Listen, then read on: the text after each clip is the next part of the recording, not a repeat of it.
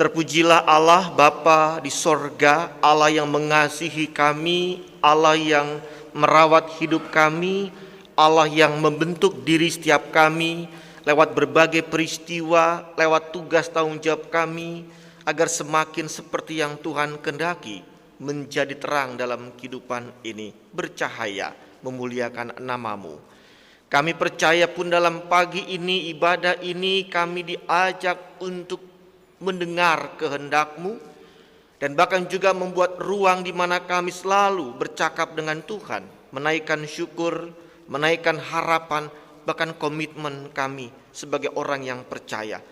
Biarlah kehendak-Mu yang terjadi, dan Roh Kudus yang menuntun kami dalam memahami kehendak-Mu lewat pembacaan kitab suci saat ini. Dalam nama Tuhan Yesus Kristus. Amin.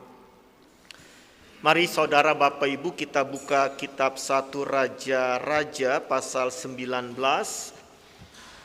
ayat 9 sampai 18. Kitab 1 Raja-Raja 19 ayat 9 sampai 18.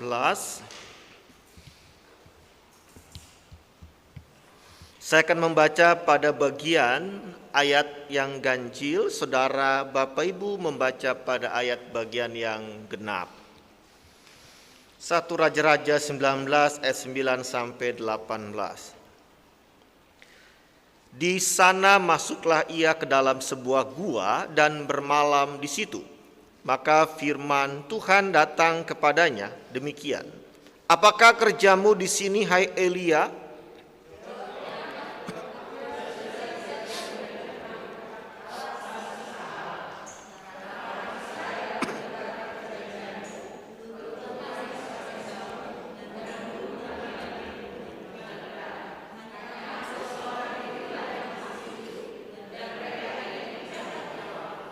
Lalu firman-Nya, keluarlah dan berdiri di atas gunung itu di hadapan Tuhan.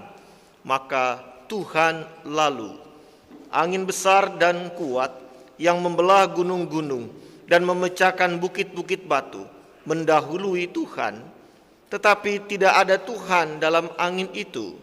Dan sesudah angin itu datanglah gempa, tetapi tidak ada Tuhan dalam gempa itu.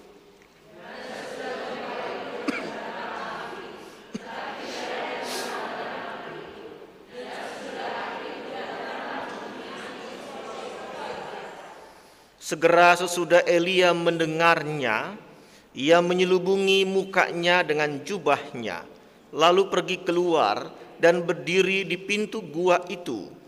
Maka datanglah suara kepadanya yang berbunyi, apakah kerjamu di sini, hai Elia?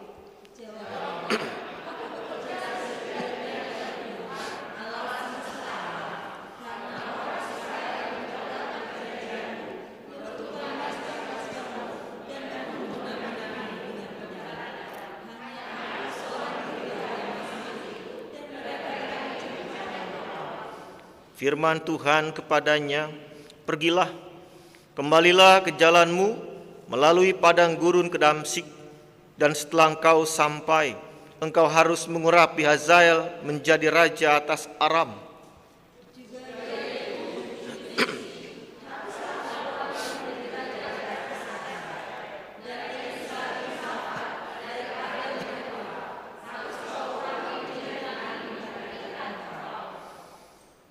Maka siapa yang terluput dari pedang Hazael akan dibunuh oleh Yehu, dan siapa yang terluput dari pedang Yehu akan dibunuh oleh Elisa.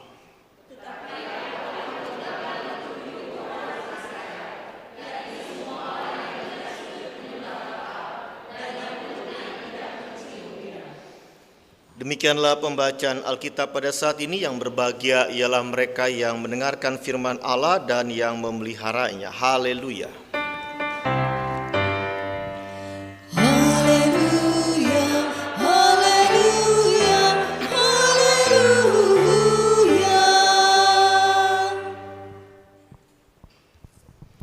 Saudara Bapak Ibu yang Tuhan kasihi, kalau sudah diucapkan oleh seorang yang lelah dalam kondisi tubuh dan fisik atau emosinya, sudah segiat-giatnya ungkapan menekankan sudah maksimal, sudah nggak punya lagi daya untuk meneruskan, lelah fisik atau tubuhnya, emosinya, semua yang ada dalam dirinya, maka bisa dibilang orang itu sudah nggak tahu lagi mau ngapain selain aku mau selesai, aku mau berhenti. Yang umumnya orang sebut kalau hidup adalah aku mau mati. Ini titik di mana kita akan mengetahui betapa rapuhnya diri kita. Sehebat-hebat seseorang dalam kehidupan yang mungkin dia bisa lewati banyak perkara, tidak ada kesulitan yang berarti bagi dia, tetap akan ada titik dalam dirinya dia mengakui betapa rapuhnya saya, betapa tidak berdayanya saya, dan saya butuh istirahat, saya butuh berdiam, atau bahkan Tuhan, ambillah hidupku. Biasanya, seringkali kalau saya baca beberapa cerita, itu dialami oleh orang yang sudah sangat tua. Melihat pergumulan hidup yang mungkin tidak usai dalam diri dan bahkan keluarga besar atau keluarganya, dia akan bilang sama Bapa atau Allah yang dia sembah, dia yakini, sudah Tuhan, panggil aku sudah capek. Pertanyaannya adalah, apakah ungkapan itu, pernyataan itu sejalan dengan apa yang Tuhan inginkan? Ini yang kita harus coba renungkan. Kadang omongan kita itu pengen orang ngerti, orang paham, maklumi. Kita pengen diperhatikan dengan dimaklumi, dipahami apa yang kita rasakan. Tapi jujur, apapun alasan kita, sudah segiat-giatnya kita berjuang untuk satu kebersamaan, keluh kesah kita itu apakah sejalan dengan keinginan Tuhan? Kenapa dikaitkan dengan Tuhan? Karena hidup ini bukan punya kita. Sebab ada orang yang tidak minta untuk selesai, Tuhan bilang kamu selesai. Ada orang yang berpikir masih panjang usiaku untuk segala perjuanganku, Tuhan bilang hari ini kamu selesai, kamu pulang. Karena Tuhanlah penentu, karena Tuhanlah kepadanya kita bergantung menjalani hidup ini. Dalam bacaan kita, Elia sudah menyampaikan keluhannya. Secara manusiawi dia tidak berbohong. Kalau kita cubit kulit kita, daging kita sakit, kita sentil sakit, dan kita nggak mau dibuat itu lagi. Betapa begitu tidak gampangnya menanggung rasa sakit bagi Elia ketika dia mengetahui ada banyak orang meninggalkan Allah, tidak percaya kepada Allah, bahkan membunuh nabi-nabi Allah, dan tinggal Elia sendiri. Itu sakit. Seolah akhirnya sia-sia apa yang kulakukan, karena orang gak lagi dengar pemberitaanku, orang gak lagi menerima apa yang kusampaikan, atau bisa dibilang orang sudah menolak Allah yang kuberitakan, lalu mau ngapain lagi? Dan toh akhirnya aku pun dikejar untuk dibunuh. Saudara, Bapak Ibu yang dikasihi Tuhan, apa yang Elia alami, jangan katakan kita bisa mengalami, ada beda. Kalau sisi kelemahan tubuh iya, tapi kalau sisi Elia sampai dia give up, menyerah karena ancamannya sudah nyawa. Dia target dibunuh oleh istri raja. Dan dia nggak tahu mau kemana lagi. Dia keluar ke daerah wilayah raja, ke padang gurun, meninggalkan jauh. Dan dia nggak tahu mau kemana. Jadi kalau kita bilang hidup kita itu sudah berat, hidup kita itu paling berat dari tangga, dari saudara, teman, keluarga kita, pertimbangkan sombong soal beban hidup. Ya, itu mungkin asik seperti ungkapan bercandain diri sendiri, tapi sebenarnya itu nggak bermanfaat dalam hidup. Kenapa? Karena apa yang kita sedang tanggung, yang kita bilang lebih dari orang lain, itu nggak ada apa-apanya ketimbang apa yang Elia alami. Bahkan dalam kisah Injil apa yang Yesus alami. Jadi kalau kita mau bicara mengeluh hidup ini, belum dilayakkan mengeluh kalau belum sampai pada level Elia dan Yesus dalam penderitaannya, ya. Kenapa saya bilang awal tadi, belum tentu apa yang Elia lakukan sejalan dengan yang Allah inginkan misalkan. Bisa terjadi. Begitupun kita, terkadang kita ingin Allah mengerti, Allah pahami kita, dan Allah jawab apa yang kita inginkan. Tapi kadang Allah mau katakan, aku punya rencana sendiri yang tidak menjawab keinginanmu dalam keluh kesah kita. Maka saudara Bapak Ibu, dalam satu bagian Elia ketika dia menyampaikan keluhannya, Allah menunjukkan dirinya di Gunung Horeb. Allah memperlihatkan kuasanya. Kalau bicara ancaman, akan ada banyak yang mengancam Elia. Lihat manifestasi yang dialami oleh Elia di gunung itu.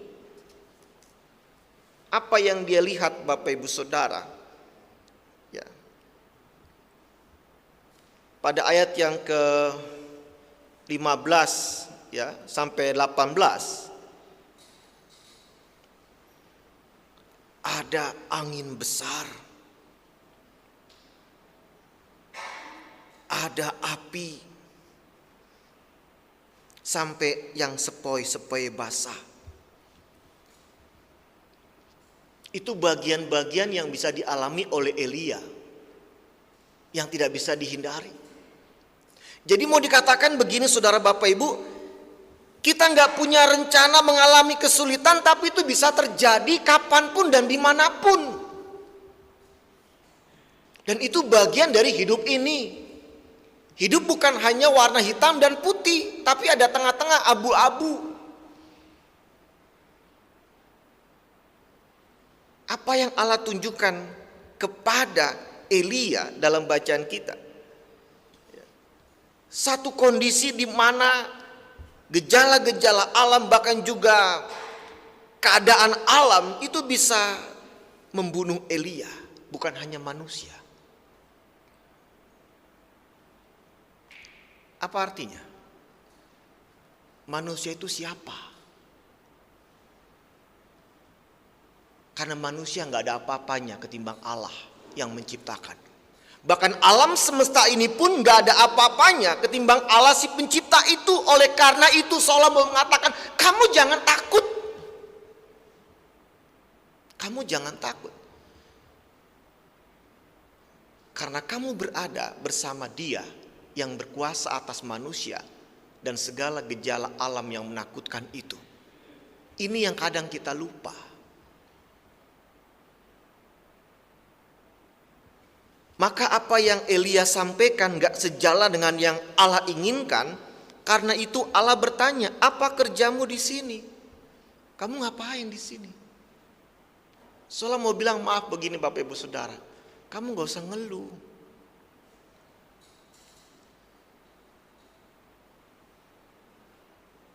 Apa kerjamu di sini, hai Elia?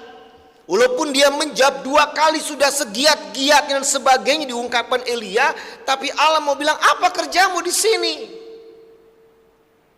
Di tempat dia mengeluh, wasting time. Keberadaan seorang dalam kehidupan yang Allah berikan hanya untuk mengeluh, itu wasting time. Menghabiskan waktu. Maksudnya apa? Bagi Allah waktu itu adalah karya. Bagi Allah waktu itu adalah kehidupan. Allah negor Elia nampak dalam bacaan ini. Mungkin kita bilang, segitunya Tuhan nggak ngerti persoalan umat atau Elia. Satu sisi ya, tapi sisi lain Allah mau bilang, ketika Anda ngeluh, di mana imanmu? Allah nggak mau iman kita putus hanya karena sebuah keluhan. Kalau bilang kita seperti menggunakan internet gitu ya, wifi ya, kita kan gak suka nge-lag atau hilang sinyal. Bagi kita terus dong on, terus bagus dong sinyalnya. Kira-kira gitu saya mau menggambarkan. Allah ingin iman kita itu on, terus, jangan nge-lag. Tapi kita bilang ada gangguan Tuhan, iya. Tapi jangan nge-lag terus. Segera siapkan kembali imanmu. Maka apa yang kita mau temukan dalam bacaan ini seolah-olah mengingatkan untuk apa kita di sini, dalam kerapuhan kita, ngapain kita dalam hidup ini, dalam tubuh ini, dalam kondisi situasi yang sedang kita rasakan dimanapun kita berada Tuhan tempatkan, ngapain? Bukan sekedar apa yang kita inginkan kita wujudkan. Tapi kembali awal saya katakan, mewujudkan apa yang Allah inginkan dalam kehidupan yang Allah berikan sampai hari ini. Itu. Sekalipun mungkin Anda sedang sakit, yang sedang ikut ibadah online, sedang lemah fisiknya, tubuhnya sedang dirawat, atau sedang bergumul Anda nggak mau datang ke gereja karena Anda mau sendiri. Apapun kondisinya, apapun situasi kita saat ini yang kita bisa wajarkan kalau aku diam dulu, aku ninggalin Tuhan, aku menjauh dari Tuhan, Tuhan mau katakan keinginanku harus engkau wujudkan. Allah maksa, kesannya maksa. Loh kenapa? Karena Allah itu pencipta kita. Kenapa? Karena Allah itu orang tua kita, dia juga punya keinginan bagi anak-anaknya, lakukan. Itu sama dengan seorang karyawan ngelembur, gak bisa ngebantah ketika bosnya bilang ngelembur kamu sekarang, ya kamu ngelembur. Kalau ngebantah ya kamu akan dipecat misalkan.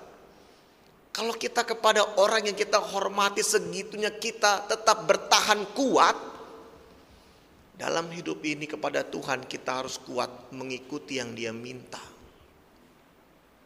Apa yang Dia minta?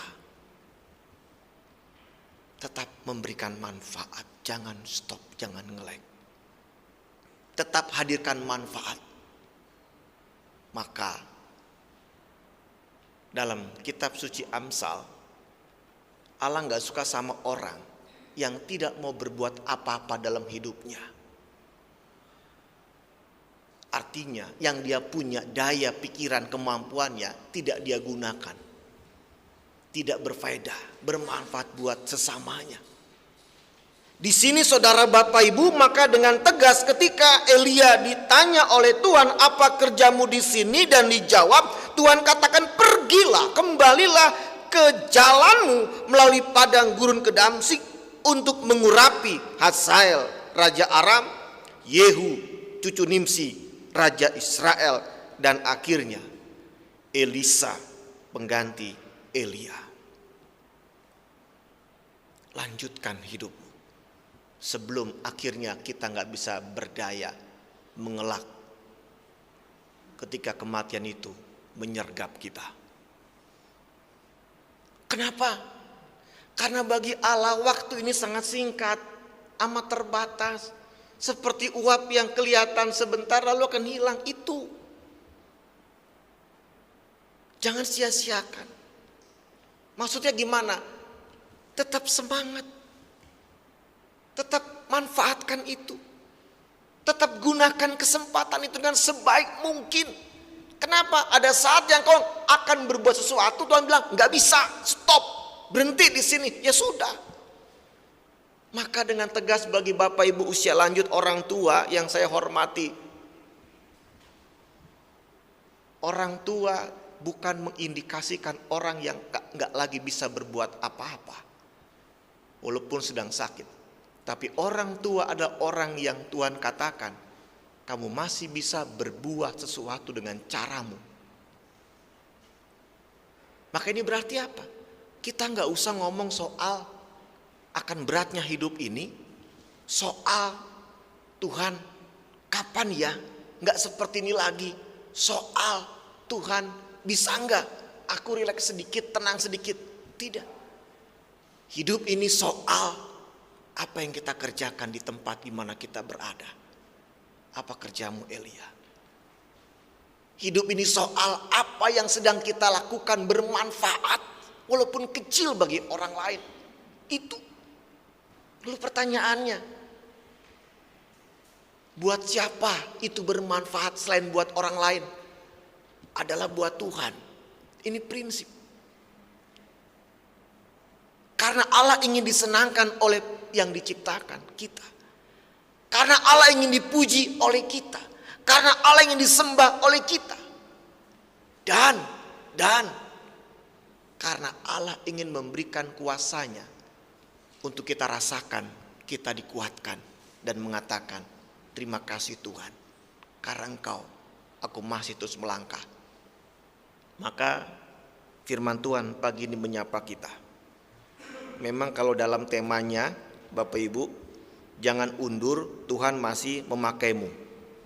Ini enggak untuk orang yang melayani, ya. Kesan ini hanya untuk para pelayan gereja, ya. Udah capek dia, penatua, komisi, pengurus, ya. Tidak.